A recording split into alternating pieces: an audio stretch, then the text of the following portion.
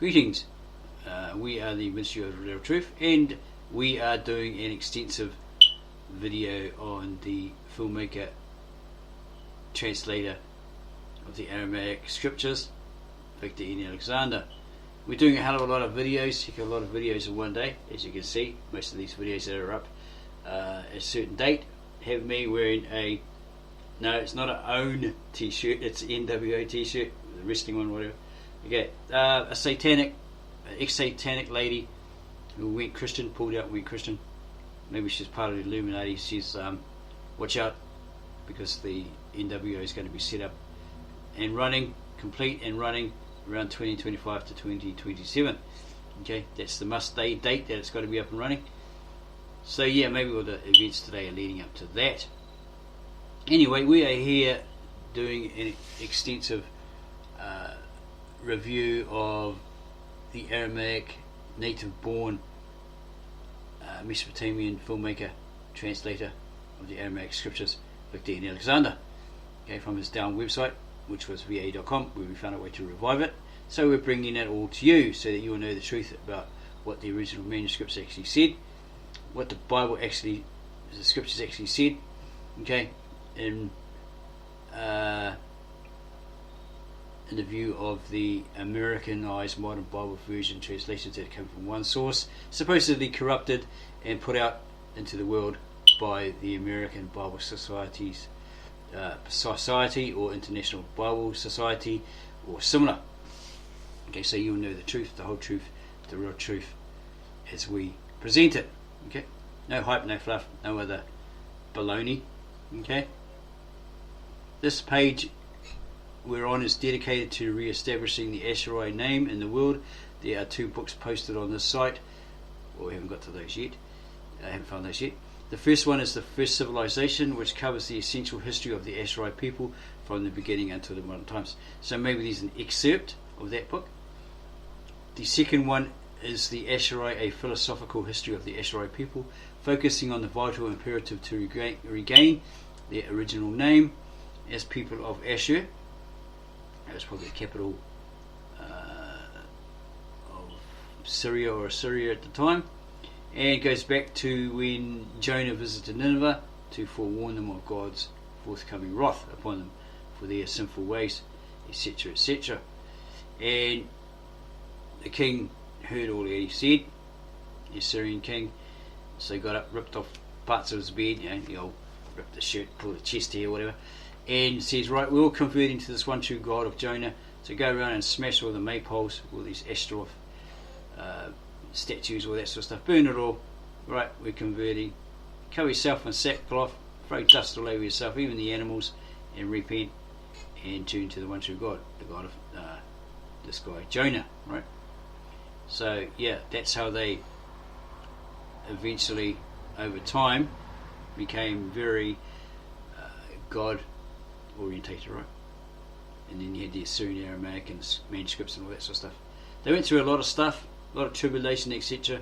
And later on, they went through a lot of persecution as heretics, etc., etc., by many different nations, even including the Roman Catholic Church and the Protestants. Okay, so the second one of this book, the second book is The Assyrian, a philosophical history of the Assyrian people, focusing on the vital imperative to regain the original name as people of Ashur. This was also the name of God. Okay. Many of the kings in those days took on that name to show that they were God orientated, or they were honouring God, like Ashurbanipal, etc., etc. They didn't proclaim themselves as gods. They just took that as a title, being a king, right? So, reclaiming their true cultural character as a nation, Vic N. believes the timing is critical for the Assyrian people to act now, today, right? Yep, stand up and act, Assyrians. This is your day, right? He considers all efforts to operate, under the former misnomer to be futile, and oftentimes counterproductive, as the whole of ignorance is dug deeper, especially today, in these modern times, as the internet is providing a huge opportunity, continued use of the old anglicised version of the Misoma will destroy their identity forever. So that's why you've got to stand strong, shake your fist at diversity, oppression, all that. Whatever's happened to you Assyrians, don't hate your history. It's your history. Embrace your religion. Stand up for it. Right? Don't let anyone rob you of it. Okay. So Nineveh's Legacy is a documentary film project, I guess that Vic Alexander did, which is based on the above research. Okay. And here's the first civilization, the Assyri, and Nineveh's Legacy. So we're going to have a look at Nineveh's Legacy. Nineveh's Legacy, a documentary film by Vic Alexander. We haven't got hold of that film. We don't know how to. We could probably ask him to put it up on YouTube, but that's all over to him, right? Okay. In 1976, he went to Paris and London, where two of the most important museums of antiquities are the pride of the Assyri people. The Louvre Museum in Paris was actually the palace of Louis XIV. You all know about that guy, right? Man in the Iron Mask, etc., etc. Then Victor went to the British Museum in London, which houses the Ashurbanipal Library. There's another name that a king took on. Okay. Ashurbanipal. Containing over 50,000 tablets of cuneiform, mostly untranslated. There's a subject for a magnificent movie. Write to him about your ideas if you can get hold of him. Find his email, right? Get hold of him and talk to him about that. Yeah, because apparently George Smith, what's the other guy's name? Maynard and his friend Razam, I think it is. They found that destroyed Nineveh Library, dug it up, recovered 50,000 tablets in cuneiform, right? And then I think Victor Alexander went around the world and looked at those, the artifacts in these different museums, and noticed that there was Aramaic underneath the cuneiform. So maybe he had the skills to translate both, if we recall that from his this website. Okay. He made a documentary film about the articles in these museums. There he is there, as a young fella. Right, setting it all up, because the theologians, the Christians, as he mentioned in the other video on this, said that these are satanic idols. They're of the devil, all that sort of crap. When he knows the Mesopotamian history, because he's native born, isn't he? So yeah, he made a film, right, a documentary to prove them wrong, telling them the real history of Mesopotamia, and they were rejected by different libraries, film studios, etc., etc., as he has written on this particular website. Okay. On location in the Louvre Museum, Paris, France. There he is there. He's been to Paris a number of times since that year. He still remembers it that autumn. It was Hemingway's favourite city, and he agrees you can take it with you wherever you go. Here's the artist's view of ancient Nineveh. The impression. Okay, the first civilization, and here's a scripture from the original book, Brita in the Aramaic, or Genesis in today's English. And the third river is the Tigris, which flows east of Ashur, Genesis 2:14. It's all about the Assyri people. The first civilization, it's probably based on this film that he did, by Victor Nimrod Alexander, or a book. Okay, it has all these different subjects here, and we're going to look at the preface. Who are the Assyri? Before we look at these ones, probably in later parts, more videos. Okay, so we're going to swing over here to who are the Assyri. Who are the Assyri? Preface. Who writes the history of a nation such as the Assyri? And maybe that's a footnote there.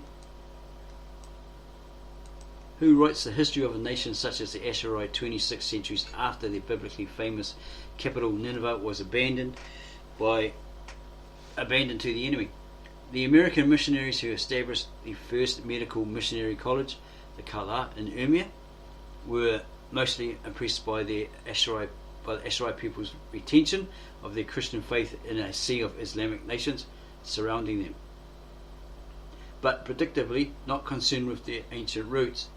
They learned of the surviving Christian nation only in the late 19th century after the archaeological discoveries of biblical cities in northern Mesopotamia. They were amazed that the Assyri had established the greatest church during the 12th century, incidentally surviving to this day as the Church of the East. That's the revived Church of the East, they learned that according to the Assyrian people themselves, the name of the nation Ashur, that's in the Greek, because the Greek didn't have that sh, right? So they put it as Ashur, and that's where you get the word Assyrian. Okay, it's a mixture of Greek and Latin, or a Latinized form of Greek, because the ear on the end of Assyrian or Assyria is an end. What do you call that? Oh my gosh, I forgot the name of the word. Yes, an ending that states that end prefix, that it belongs to these people, the language, etc. The region that they were dwelling in was occupied by those particular people. Okay, they learned that according to the Assyrian people themselves, the name of the nation Ashur was not important to this in the sight of God. From the apostolic age onwards, the Assyrian had come to call themselves only Christians. From the apostolic age. Okay, I read he said that, okay, that's the people. Okay, we're talking about the disciples who called themselves Mashiach. And since their Christianity had emanated from Syria through the work of such apostles as Saint Adai, they most commonly referred to themselves as Surii, okay, which means of the Syrian persuasion or Christian. Footmark. No major nation has changed its very name to reflect its religion. When the Assyrian people discovered that Jesus Christ was the living God personified, they stopped calling themselves Assyrian and adopted the name Christians. Mashiach, of the Anointed One. Okay, that's in the Aramaic there, or the Assyrian language, or more commonly Surii, as he's indicated. Okay. Perhaps the disciples actually called themselves that as well before that. Okay, rather than be called Christians, pagan name. Right, from the Romans, which is borrowed from the Greeks, Christos, and referred to them as slaves to the Christ or the Christos. Maybe they didn't want anything to do with the pagan Roman, as they didn't have anything to do with the pagan Roman bull sacrifices, etc., etc., which upset many, okay, and led to a persecution. Okay, so where were we? The Assyrian then went further and literally retired the word master and its derivatives, Mr., Mrs. and Miss, from their language in honour of our Lord Jesus Christ, or Yeshua Mashiach, and the Virgin Mary, Maran Yeshua Mashiach, which means our Master Jesus Christ, and Mat Maryam, which means our Mistress Mary. Even the words Mr. and Miss are to this day used exclusively for reverential address. The Assyrian have used only foreign words ever since for Mr., Mrs. and Miss, various foreign words that were in use in the countries they happen to reside in. As a result, the Assyrian identified as a nation has become suspect for too long. As a result, the Assyrian identity as a nation has become suspect for too long. The designation for this once world empire, Ashur, has been so out of use, 26 centuries in fact, that today's nations hardly remember that such a people ever existed. And as for the continuity of ancient lineage, there is even more skepticism. The new interest in Christianity, especially from the TV evangelists and the born-again movement, has ironically been responsible for the shedding of new light on the Assyrians as a sort of biblical people, granted that it is for the most part negative in reference. Note the aforementioned cruelty of the Assyrians in dealing with the ancient world during these broadcasts. This reference to the Assyrians is only in the context of an ancient people who are no longer extant among world cultures. And Westerners, the major universities and churches, do not accept the Assyrian as a surviving nation. Not even the British allies of the First and Second World Wars, who had enlisted the participation, oh gosh, I didn't know how to read, participation of the Assyrian as an ally. The Assyrian were referred to as the smallest ally, had the grace of mentioning the Assyrian as a surviving nation in their modern historical books to this day. Get a bit blurry there. To this day, none of the Allies officially recognise the Assyrian contribution to the Allied cause during the two World Wars. Why is that so? If it was a simple answer, Victor N. Alexander would not be writing this book, and if the question could be answered by one book, okay, so this is an excerpt from his book, he would have written this one 17 years ago when he started doing research and realized the discrepancy in the Allied nations' histories. What about the Israeli or American Jewish scholars? Why wouldn't they write of our survival? Didn't the Assyrian and the Jewish people speak and write an identical language called Aramaic at the time of Jesus Christ? Wouldn't that fall within their world of scholarship to write our history as a companion to their own history? Yes, here in this last question perhaps falls the primary reason why no one has written the history of the Assyrian. It is only in the interest of the Assyrian to write the history of the Assyrian. If they won't write it, for whatever reason, why would any other people do so? And how can we expect anyone to accept our survival as a nation from antiquity if none of our scholars or learned people bother to write about it? Of course, there have been books written on the subject of modern day Assyria and their affairs, but no one has dealt satisfactorily with the actual survival of the Assyrian. No one has produced acceptable scholarship in this regard for the Western world to include within their universities and official libraries. So you have to go look at all the Assyrians, patriarchates, their lectures, their videos, etc., and get the information from them. These Eastern patriarchates, scholars, historians, etc. No one argues about the Jews. Yes, no one denies the Jews did survive, but did the Greeks? Greeks are still called Greeks today, however. Are they like the Greeks of the times of Aristotle, though? Did the Romans survive? Did the Egyptians of the Pharaohs? Did the Vikings? These are questions with problematical answers. Who decides if the integrity of a culture survives? Who decides which nation has retained its cultural characteristics? That's all this grey gets blurry. Sufficiently that it can be said to have survived from its ancient roots, and therefore may retain its original name. Ironically, in the case of the Assyrian, there is a magnificent branch of archaeology called Assyriology, a branch totally devoted to the study of the Assyrian as an extinct civilization of Mesopotamia. The Chicago University Department of Oriental Studies has published a multi-volumed book called the Chicago Assyrian Dictionary, commonly referred to as CAD or CAD by the scholars of Assyriology, which encompasses the entire subject of Ashur or Assur, Babylon, Sumer, and other major cities of ancient Mesopotamia. Many of today's Assyrians naively draw strength from this designation of a unifying scope, namely that CAD implies that Ashur is still extant in the context of the survival of its common language, a language which is still spoken in many modern dialects, such as Syriac or Assyrian, as is commonly called by American Assyri, Chaldean, Syriani, Jacobite, Maronite, Aramite, a Jewish minority in North Iran, and others. Vic N. Alexander then goes on to say he was aware that he was writing about a vast subject, but he felt the urgency to write something because nobody is writing on the subject of the survival of the Assyri with regard to the survival of the essence of the Assyri character and civilization.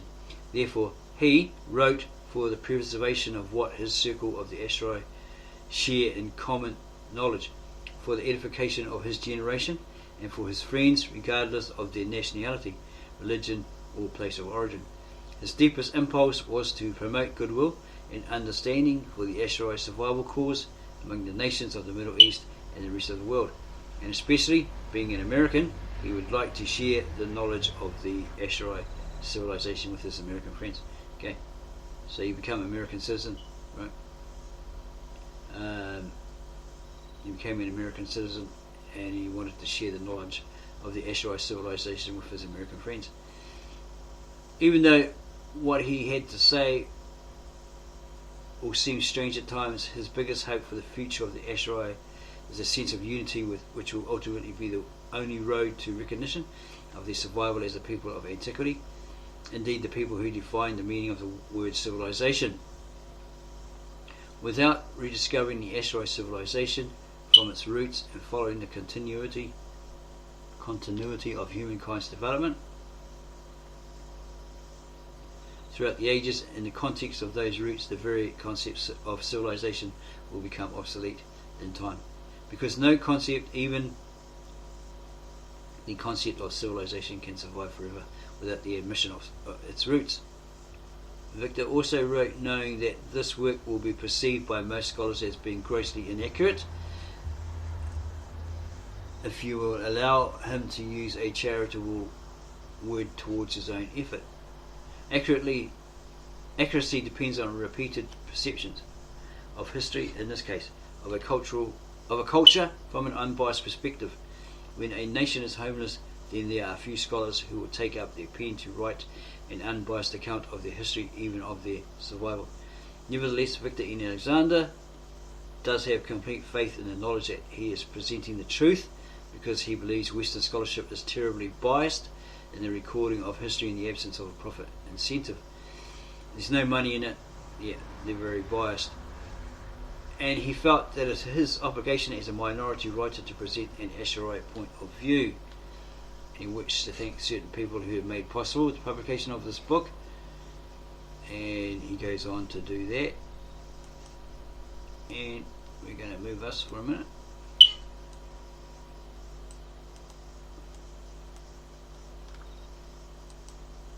Okay, so you can see the rest of this. In general, he's very appreciative of the American people, through whose great achievement in freedom and democracy it is possible for an individual